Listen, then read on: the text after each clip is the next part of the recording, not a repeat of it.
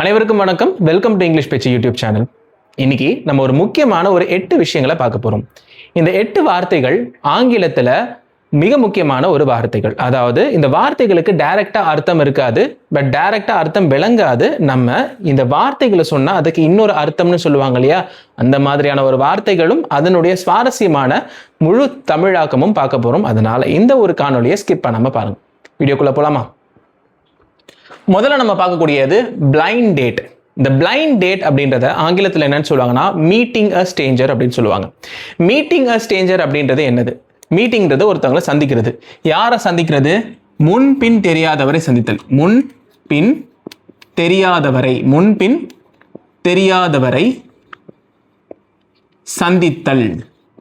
இதுக்கு முன்னாடி அவங்களை நீங்க பார்த்ததில்லை, அந்த மாதிரி ஒரு புதுசா ஒருத்தவங்களை பார்க்க போறீங்க அப்படின்னா அதுதான் முன்பின் தெரியாதவரை சந்தித்தல். இதற்கு இங்கிலீஷ்ல என்னன்னு சொல்லுவாங்க? மீட்டிங் அ ஸ்ட்ரேஞ்சர் அப்படின்னு சொல்லுவாங்க.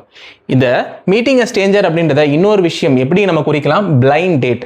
அதாவது கண்ணை கட்டி ஒருத்தவங்களை மீட் பண்ணா எப்படி இருக்கும், அதான் பிளைண்ட் டேட் அப்படின்றது. அதுதான் இதனுடைய அர்த்தம். ரெண்டாவது விஷயம் ஃபேர் வெதர். ஃபேர் வெதர் அப்படின்றது என்னன்னா அன்ரிலையபிள் ஃப்ரெண்ட் அப்படின்னு சொல்லிட்டு அர்த்தம். அன்ரிலையபிள் ஃப்ரெண்ட்னா நம்ப முடியாத ஒரு, அதாவது இந்த நட்பை முழுவதுமாக நம்மளை நம்ப முடியாது, இதை நான் சார்ந்து இருக்க முடியாது. அன்ரிலையபிள் அப்படின்றதுனா முழுமையாக சார்ந்திருக்க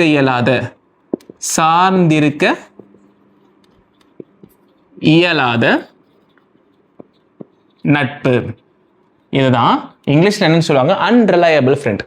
இஸ் அன் அன்ரிலையபிள் ஃப்ரெண்ட் அப்படின்னா அவனை முழுமையாக நான் சார்ந்து இருக்க முடியாது, எப்போ எப்படி மாறுவான்னு சொல்ல முடியாதுன்னு சொல்றாங்க இல்லையா, அதுதான் அன்ரிலையபிள் ஃப்ரெண்ட் சொல்லுவாங்க. இதற்கு இங்கிலீஷ்ல ஃபேர் வெதர்ன்னு சொல்லுவாங்க. என்ன சொல்லுவாங்க? Fair weather. ஃபேர் வெதர் அப்படின்னாலும் அன்ரிலையபிள் ஃப்ரெண்ட் அப்படின்னாலும் இந்த நபரை முழுமையாக சார்ந்து இருக்க முடியாது, நம்ப முடியாது, இந்த நட்பை நம்ம முழுமையாக நம்ப முடியாது அப்படின்றது தான் இந்த ஃபேர் வெதர் அப்படின்றது குறிக்கும். அடுத்து ஓல்டு ஃப்ளேம். ஓல்டு ஃப்ளேம் அப்படின்றது என்ன அப்படின்னு பார்த்தீங்கன்னா பாஸ்ட் லவர். அதாவது தமிழ் இதுக்கு முன்னாள் காதலி அப்படின்னு சொல்லலாம். முன்னாள் காதலி. She was an old flame அப்படின்றது அவள் என்னுடைய முன்னாள் காதலி அப்படின்ற மாதிரி அர்த்தம். He was an old flame of mind அப்படின்னா அவன் என்னுடைய முன்னாள் காதலன் அப்படின்னு அர்த்தம். இந்த ஃப்ளேம், ஓல்டு ஃப்ளேம் அப்படின்னா பழைய நெருப்பு, அந்த நெருப்புல ஜுவாலை மாதிரி வரும்ல, அதான் ஃப்ளேம் சொல்லுவாங்க. அது முன்னாள் காதலி இல்லை முன்னாள் காதலனை குறிக்கிறதுக்கு இந்த ஓல்டு ஃப்ளேம் அப்படின்றத இங்கிலீஷ்ல யூஸ் பண்றாங்க. அடுத்து பெட்டர் ஹாஃப். பெட்டர் ஹாஃப் அப்படி நமக்கு எல்லாருமே தெரிஞ்சிருக்கும். ஸ்பவுஸ். ஸ்பவுஸ் அப்படின்றது என்னது? வாழ்க்கை துணைன்னு சொல்றாங்க இல்லையா, அதாவது தம்பதிகள். வாழ்க்கை துணை. வாழ்க்கை துணை அப்படின்றது யாரு? கணவன் மனைவி. இப்போ கணவன் மனைவியோ இல்லை மனைவி கணவனையோ ஸ்பவுஸ் அப்படின்னு சொல்லிட்டு இங்கிலீஷ்ல சொல்லுவாங்க. இந்த ஸ்பவுஸ் அப்படின்றதா என்னது? வாழ்க்கை துணை. இதை தான் இங்கிலீஷ்ல என்னன்னு சொல்லுவாங்க? பெட்டர் ஹாஃப் அப்படின்னு சொல்லுவாங்க.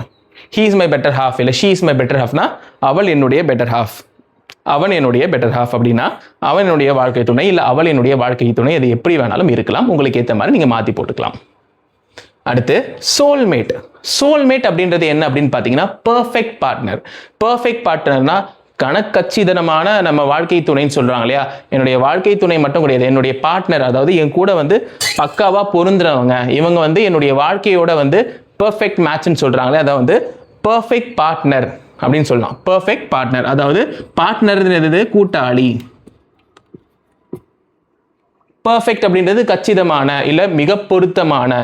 பெர்ஃபெக்ட் மிக மிக பொருத்தமான கூட்டாளி. இதை அதிகமாக ஃப்ரெண்ட்ஸுக்கும் யூஸ் பண்ணலாம், இல்லை ஒரு அதுக்கும் மேலே இருக்கக்கூடியவங்களுக்கும் யூஸ் பண்ணலாம். இது என்ன வார்த்தை? பெர்ஃபெக்ட் பார்ட்னர் அப்படின்றது சோல்மேட். சோல்மேட்னா இந்த உயிரோட ஒன்றிணைந்து சேர்ந்தவங்கன்ற மாதிரிலாம் தமிழில் சொல்லுவாங்களே, அதான் சோல்மேட் அப்படின்னு சொல்லுவாங்க. இவங்க தான்ப்பா எனக்கு பெர்ஃபெக்ட் பார்ட்னர் அப்படின்றதா இங்கிலீஷில் சோல்மேட் அப்படின்னு சொல்லுவாங்க. அடுத்து கோல்டு ஷோல்டர். கோல்டு ஷோல்டர் அப்படின்றது என்னன்னா இக்னோரிங் சம்வன், அதாவது சிலரை இல்லை ஒரு சிலரை தவிர்த்தல்.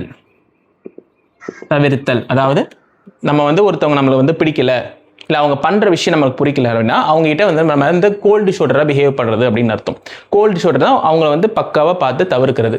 நமக்கு இவங்க செட் ஆக மாட்டாங்க, நம்ம இவங்ககிட்ட இருந்து தவிர்த்துக்கலாம் அப்படின்னு சொல்லிட்டு நம்ம விலகி போனாலோ இல்லை நம்மளை பார்த்து யாராவது விலகி போனாலோ அதுதான் வந்து கோல்டு ஷோல்டர். சிலரை தவிர்த்தல் இல்லை ஒருவரை தவிர்த்தல், அது எப்படி வேணாலும் இருக்கலாம், அதுதான் வந்து கோல்டு ஷோல்டர் அப்படின்னு சொல்லுவாங்க.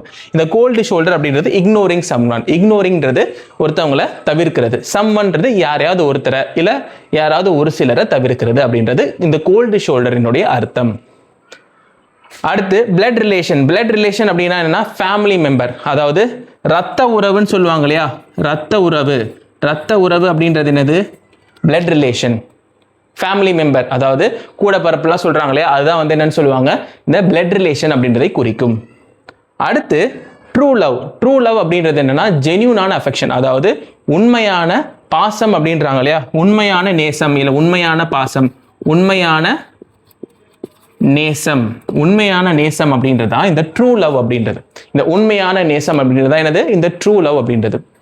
இன்னைக்கு நம்ம பார்த்த இந்த 8 மிக முக்கியமான விஷயங்கள், இது சார்ந்த தமிழாக்கம் மற்றும் இதனுடைய இங்கிலீஷுடைய மீனிங் நம்ம பார்த்தோம். இதை மறுபடியும் 1க்கு 2 வாட்டி ரீவைண்ட் பண்ணி பார்த்து ஞாபகம் வச்சுக்கோங்க. முடிஞ்சா நோட்ஸ் எழுதிக்கோங்க, கண்டிப்பாக உங்களுக்கு யூஸ் ஆகும். இந்த மாதிரியான இங்கிலீஷ் கான்டென்ட்ஸ், ஸ்போக்கன் இங்கிலீஷ் மற்றும் கிராமருக்கு இங்கிலீஷ் பேச்சு சேனலை மறக்காம சப்ஸ்கிரைப் பண்ணி ஃபாலோ பண்ண மறந்துடாதீங்க. அப்பதான் எந்த ஒரு வீடியோ நான் உங்களுக்கு போட்டாலும் அந்த நோட்டிஃபிகேஷன் உங்களுக்கு வரும். மறக்காம அந்த பெல் ஐக்கானை பிரஸ் பண்ணிக்கோங்க, அப்பதான் நோட்டிஃபிகேஷன் உங்களுக்கு தெளிவாக வரும். அடுத்த ஒரு காணொளியில் உங்களை சந்திக்கும் வரை உங்களிடமிருந்து விடைபெறுகிறேன். நன்றி, வணக்கம்.